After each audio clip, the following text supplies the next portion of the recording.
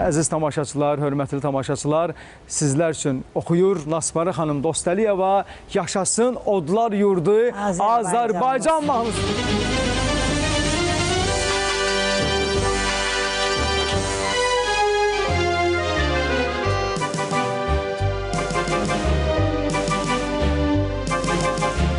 Özün kimi vüqarlıdır uca dağları, üstüne bir yaraşıqdır yaşıl bağları.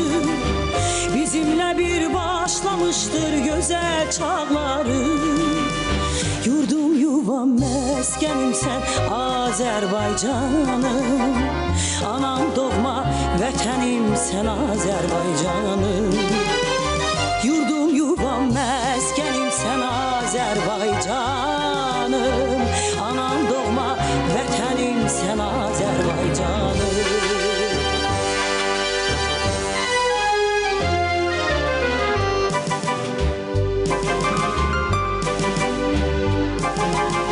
El bilir ki tükenmeyen serveti vardır, sinen üstü ah pambılı gen tarlalardır. Burukların göy Xəzərdə qatar qatardır. Yurdum yuvam meskenim sen Azerbaycanım, anam doğma vətənim sen Azerbaycanım. Yurdum yuvam meskenim sen Azerbaycanım, anam doğma vətənim sen Azerbaycanım. Vətəni sevmək azdır, vətəni sevmək azdır, onu qorumaq gərək.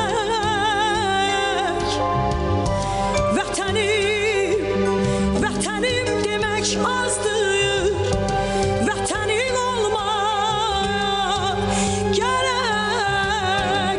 Yar can